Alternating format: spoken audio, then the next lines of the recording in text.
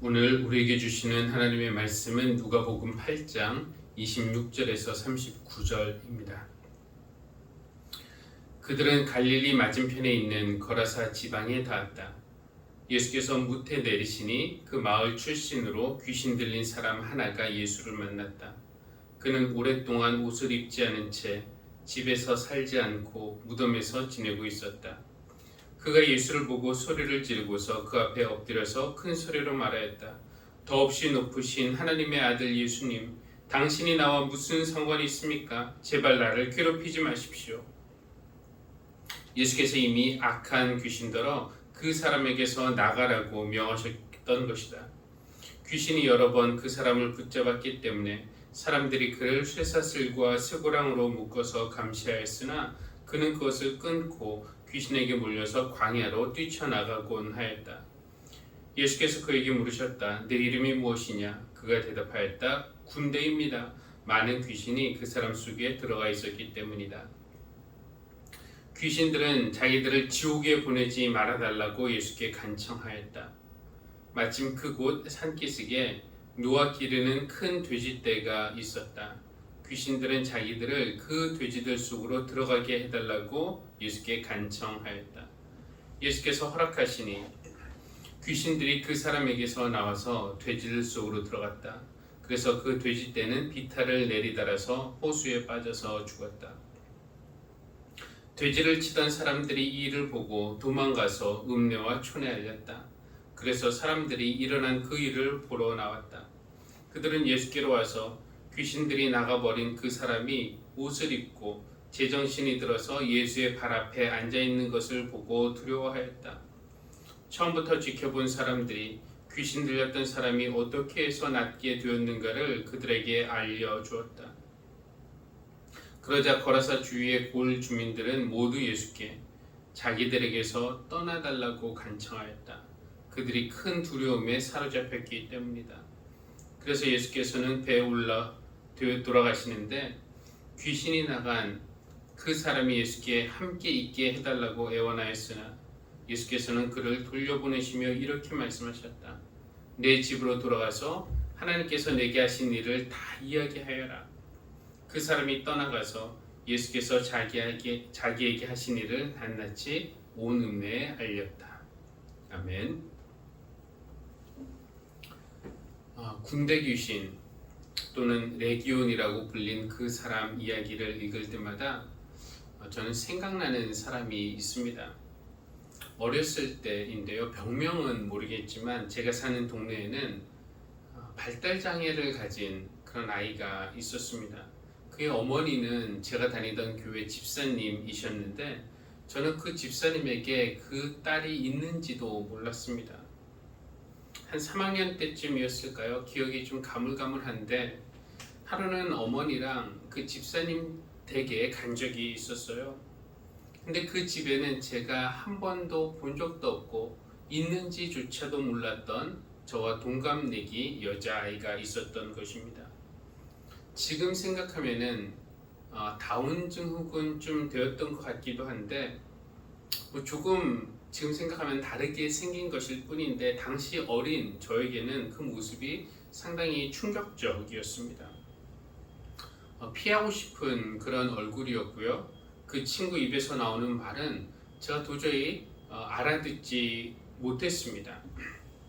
아마 바로 이런 이유 때문이었겠죠. 그 어머니는 자기 딸을 세상 밖으로 데리고 나오지 못했습니다.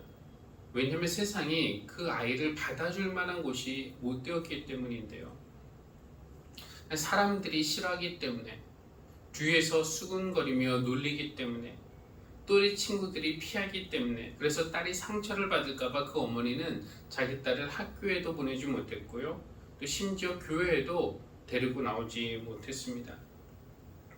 이 친구는 짧은 삶을 살다가 갔는데 그 짧았던 삶도 자기 집 안에서만 친구도 없이 학교도 못 가고 또 교회도 못 가고 그렇게 떠났습니다.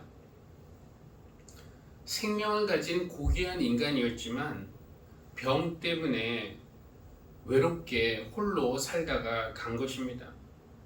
그런데 지금 와서 생각하는 것이지만 그가 병 때문에 외롭게 살다가 갔다고 했는데 그 병이 그 아이의 병 때문인지 아니면 그런 아이를 받아주지 못하는 이 사회의 병 때문인지 묻고 싶습니다.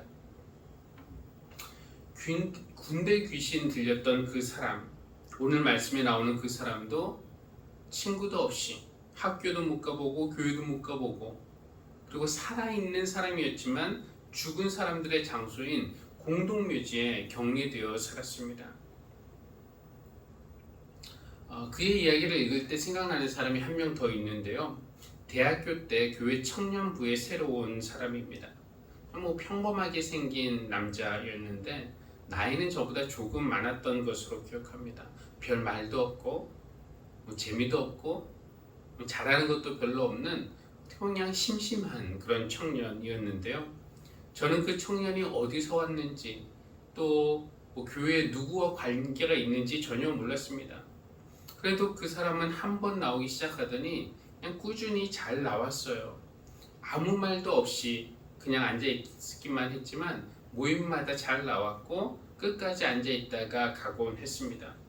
우리랑 함께 있는 것을 조심스러워하면서도 즐기는 것, 좋아하는 것 같았어요. 그러던 어느 겨울날 교회 청년들이 크리스마스 장식을 한다고 교회에 모였습니다. 물론 그 청년도 왔고요. 끝나고 청년들끼리 저녁도 함께 먹을 예정이었습니다. 친해질 수 있는 기회였죠. 한창 장식을 하고 있던 토요일 오후 갑자기 지하층에서 여자 청년의 비명소리가 들렸습니다. 그 소리에 놀란 사람들이 무슨 일인지 알아보기 위해서 서둘러 뛰어내려갔어요. 비명을 지른 그 청년의 말에 의하면은 새로운 그 청년의 눈이 갑자기 돌아가기 시작했고 정신을 잃더니 덜덜 떨면서 땅에 쓰러져 거품을 물더라는 것입니다. 나중에 알고 보니까 이 청년은 뇌전증, 예전에 간질이라고 했나요? 뇌전증을 앓고 있었습니다. 그 병 때문에 사람들과 어울리지 못하고 외톨이로 살다가 다행히 최근에 약을 먹고 좀 나아진 겁니다. 그래서 주위의 권유로 그의 과거를 아는 사람들에게 가긴 그러니까 모르는 교회에 이제 새로 나오기 시작했던 것입니다. 그렇게 그럭저럭 잘 적응하고 있었는데 그런데 그날은 약 먹는 것을 잊었는지 아니면 약이 말을 듣지 않았는지 그만 새로 사귈 뻔했던 친구들 앞에서 발작을 일으키고 만 것입니다. 그 친구는 그날 이후에 교회에 나오지 않았습니다. 근데 그것을 그의 병 때문이라고 해야 할까요? 아니면은 그 청년을 이해하지 못하고 받아주지 못하고 마음을 열어주지 못한 우리의 병 때문이라고 해야 할까요? 우리 청년들 중에는 그를 안 나오니까 찾아가서 전화하거나 그래서 친구가 되어줄 만큼 용기 있거나 관심이 있는 청년들이 없었습니다. 몇십 명 있었지만 그런 사람이 없었어요. 저를 포함해서 모두 건강하고 재미있고 잘생기고 예쁜 사람들이랑 어울려 노는 것만 좋아했지 아픈 사람의 아픔을 공감하고 나눌 만큼 성숙하고 그렇게 예수님 닮은 사람은 우리 중에 없었던 것입니다. 그는 지금 어디에서 어떤 모습으로 살아갈까 가끔씩 생각해봐요. 또 그의 과거를 모르는 곳에서 그냥 건강하게 잘 어울려 살고 있을지 아니면 오늘 성경에 나오는 군대 귀신처럼 어딘가 격리되어서 외롭게 살고 있는지 모르겠습니다. 예수님이 그 귀신 들린 사람에게 내 이름이 무엇이냐고 물었을 때 그는 군대라고 말했습니다. 왜냐하면 많은 귀신이 그 사람 안에 들어가 있었기 때문인데요. 원어로는 군대, 레기온이라고 되어 있는데 레기온은 로마 군대의 한 단위를 말한다고 합니다. 그런데 이게 작은 단위가 아니라 6,000명으로 이루어진 로마 군대의 단위라고 하니까 상당히 큰 단위이죠. 그 군대처럼 많은 귀신이 그 사람 안에 들어가 있으니까 이 사람이 제정신일 리가 없습니다.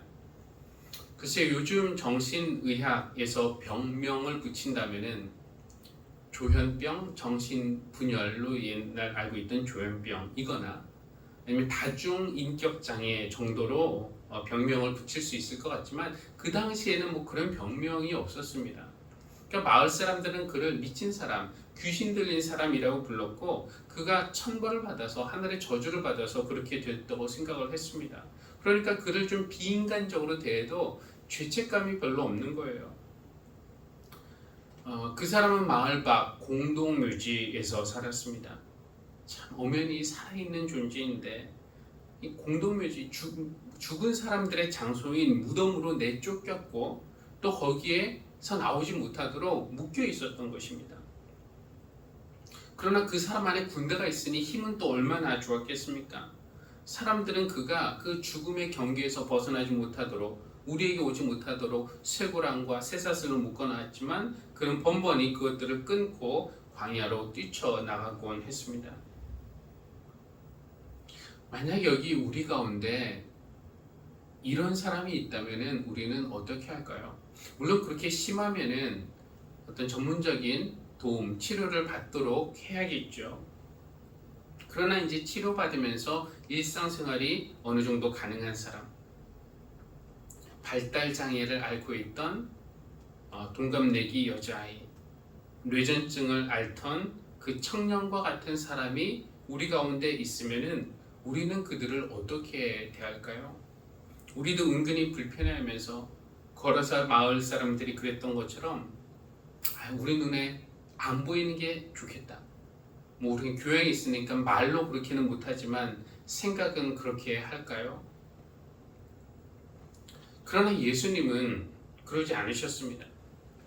예수님은 이 사람을 완전히 회복시키고 그가 소외되어 나온 그 공동체로 돌아가 살기를 원하셨어요.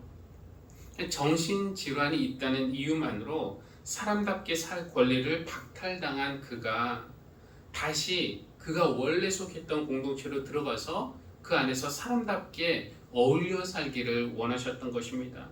그래서 그 군대 귀신을 향해서 명하시죠. 그 사람에게서 나가라. 그랬더니 군대 귀신이 간청합니다. 우리를 지옥에 보내지 말아 주십시오. 저기 산기슭에 돼지떼가 있으니 그 돼지들 속에 들어가게 해주십시오. 예수님이 허락을 하십니다. 그랬더니 귀신들이 그 돼지떼 속에 들어가기는 했는데 문제는 돼지떼도 역시 제정신이 아니게 되어서 비탈을 막 내리달아서 호수에 빠져 다 죽고 말았다는 겁니다. 이제 돼지를 치던 사람들이 난리가 난 거죠.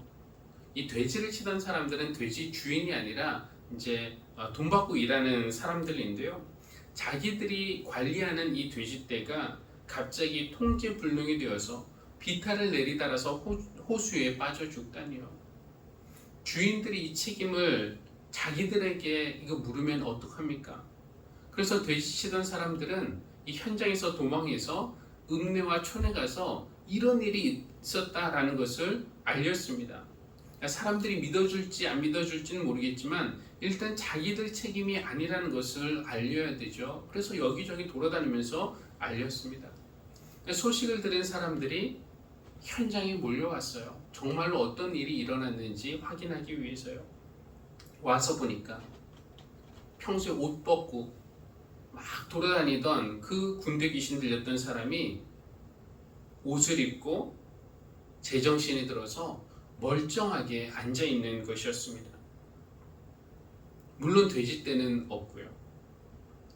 처음부터 지켜보던 사람들이 이제 몰려온 사람들에게 귀신 들렸던 사람이 어떻게 해서 낫게 되었는지 처음부터 상세하게 알려주었어요. 그런데 여기에서 약간 이야기가 이상하게 흘러갑니다.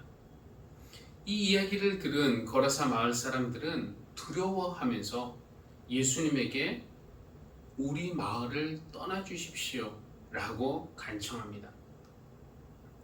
좀 이상하죠. 아무도 못 고치는 이 사람을 기적적으로 고쳐주셨는데 감사합니다. 이 은혜를 어떻게 갚을까요? 힘드셨을 텐데 식사라도 하고 가시죠.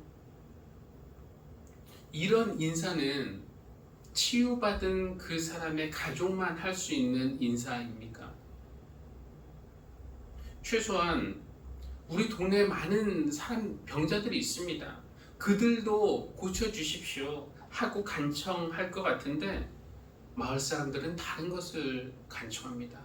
우리 마을에서 떠나주십시오. 왜 그랬을까요? 당연히 돼지떼 때문일 겁니다. 마가복음에 의하면 오늘 이 누가복음에는 몇 마리인지 나오진 않았지만 마가복음에 의하면 2,000마리 정도였다고 하는데 그 정도면은 뭐 한 집이 키우는 것이 아니라 동네 주민들이 공동 투자해서 키우는 것일 겁니다. 그러면 이 돼지떼의 죽음이라는 것은 결국 마을 전체에 상당한 경제적인 타격을 주는 일이었습니다. 우리 눈에 참 형편없어 보이는 그 한 사람 회복시키는데 이렇게 큰 경제적인 부담을 감당해야 한다면은 우리도 예수님에게 다시는 이러지 말고 떠나달라고 부탁할까요? 거라사 주민들에게 돼지 2,000마리는 너무나 큰 경제적인 희생이었습니다. 한 사람 살리는 거 물론 좋죠. 그러나 이렇게까지 큰 비용이 든다면은 이거 어떡합니까? 귀신 들렸던 한 사람, 이 사람만 희생하면은, 이 사람만 무덤에서 살면은 나머지 사람들은 다 편하게 먹고 잘 살 수 있었습니다. 이미 죽은 돼지떼야 어쩔 수 없지만 또다시 이런 일이 일어나서는 안 되었기에 사람들은 예수님에게 떠나달라고 간청했던 겁니다. 그런데 이게 정상인가요? 이쯤 되면 우리는 물어야 합니다. 고침받아야 할 사람은 군대에 귀신 들렸던 그 한 사람 뿐인지 아니면은 생명보다 돈을 더 중요시하는 마을 전체가 고침을 받아야 하는지.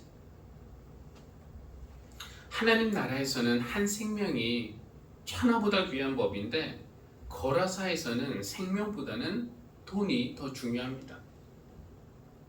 한 회사에서 예를 들어 뭐 안전 시스템을 구축하는데 10억의 돈이 들고 1년에 평균 5명, 뭐 한 사람 평균 2천만 원, 1년에 1억 정도 보상한다면은 이거 뭐 안전 시스템을 도입하는 것이 경제적인가? 아니면은 다치고 죽더라도 그냥 보상하자 이런 것이 맞습니까? 근데 이런 일들은 일어나고 있죠. 이런 생각을 갖고 있는 사람들이 많이 있습니다. 예수님은 이 마을도 고치셔야 했습니다. 방금 한 개인을 고치심으로써 그가 사회에 복귀할 수 있도록 하셨는데 사실 이렇게만 하고 끝낼 수는 없는 일입니다. 왜냐하면 이미 그 사회가 비인간적인데 한 개인 고쳤다고 해서 해결될 문제가 아니죠. 만약에 그 마을에서 누군가가 또 아프면은 사람들은 그를 받아주고 함께 사는 대신에 또다시 그를 무덤으로 내몰지 않겠습니까? 그냥 고침받은 그 사람이 마을로 돌아가서 사는 것, 그 마을에서 이제 그를 받아주고 함께 어울려 사는 것은 매우 중요한 일이었습니다. 어쩌면 이 사람은 그 마을을 떠나고 싶었을 거예요. 말은 안 했지만 마을 사람들에게 비인격적인 대우를 받은 것, 죽은 사람 취급을 받으면서 마음의 상처도 생겼을 것이고 마을 사람들에 대한 애정도 사라졌을 것입니다. 어쩌면 마을로 돌아가 살 자신이 없었을지도 모르겠어요. 나의 과거를 아는 사람들과 함께 사는 것, 그들이 받아줄까요? 거기서 정상적인 생활을 할 수 있을까요? 그래서 그는 예수님에게 와서 주님과 함께 가고 싶다고 그렇게 애원합니다. 그런데 예수님이 그를 돌려보내세요. 근데 그냥 돌려보내시는 것이 아니라 사명을 주시고 선교사로 파송을 하시는 것입니다. 고향으로, 한때 너를 내쫓았던 그곳으로 그 사람들에게 돌아가라고 하시면서 돌아가서 하나님께서 내게 하신 일을 다 이야기하라, 이런 사명을 주셨습니다. 그래서 그는 예수님이 자기에게 하신 일, 아니 하나님이 예수님을 통해서 나에게 하신 일, 어떤 능력으로 나를 어떻게 구원하시고 은혜를 베푸셨는지 온 읍내에 다 알렸다는 것입니다. 그래서 마을이 변했을까요? 그것은 알 수 없습니다.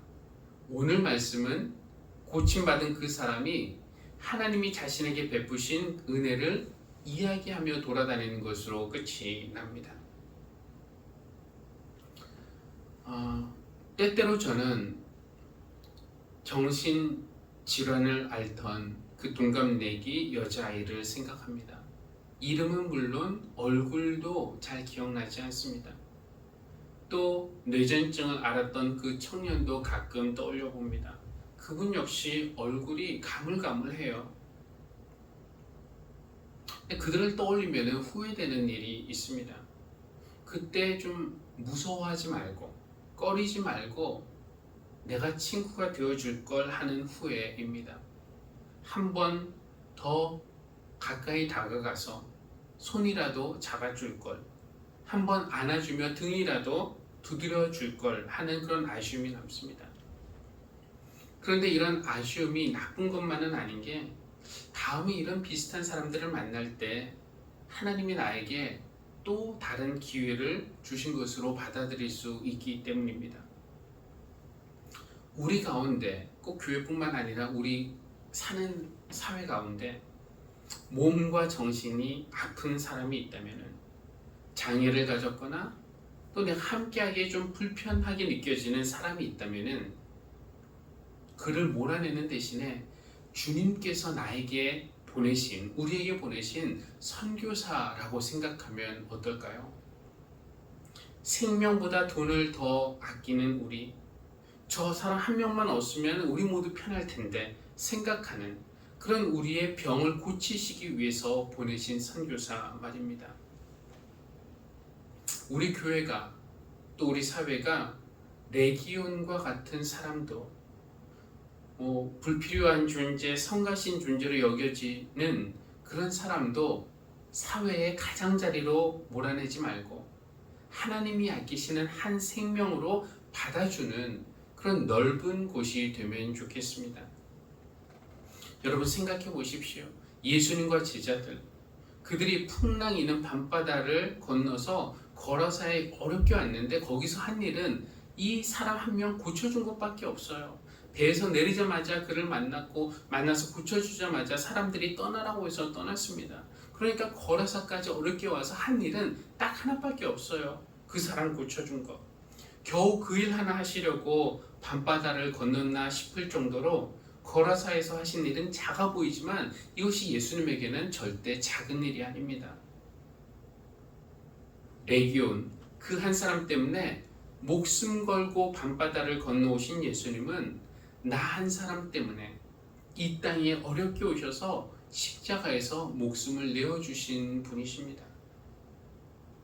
우리 사회에서 어떤 이유로든 산 사람이 죽음의 가장자리로 쫓겨나는 그런 일이 없으면 좋겠습니다. 치유를 받아야 할 사람들이 있죠. 이 사람들이 주님의 은혜와 능력으로 온전히 치유되어서 우리에게로 돌아오기를, 그리고 동시에 우리도 그런 사람들에 대한 편견과 또 탐욕과 이기심에서 치유되어서 고침받아서 그들을 받아줄 수 있기를, 서로를 받아줄 수 있는 그런 교회가 되기를 바랍니다. 기도하겠습니다. 하나님, 군대 귀신에 들려서 무덤에서 묶여 지내며 인간 이하의 삶을 살았던 그를 고쳐주신 주님께 감사드립니다. 우리가 사는 세상에서 어떤 이유로든 인간 이하의 취급을 당하는 사람들 고쳐주시고 온전히 회복하여 주십시오. 그러나 고침받아야 할 사람은 그들만이 아님을 깨닫습니다. 성가시고 불편한 사람들, 우리와 생각이 다르고 어울리지 못하고 통제가 안 되는 사람들을 가장자리로 몰아내며 보기 싫어하는 우리의 교만과 편견과 이기심도 주님 고쳐 주십시오. 병이나 장애가 있는 이웃, 이 땅에 사는 외국인들, 권리를 보장받지 못하는 이들, 오늘 말씀에 나오는 레기온과 같은 사람이 우리 주위에 있다면 그들을 하나님이 우리에게로 보내신 선교사로 보게 하시고 그들의 이야기에 귀 기울이면서 하나님의 뜻을 배우는 그런 교회가 되게 하여 주십시오. 예수님의 이름으로 기도합니다. 아멘.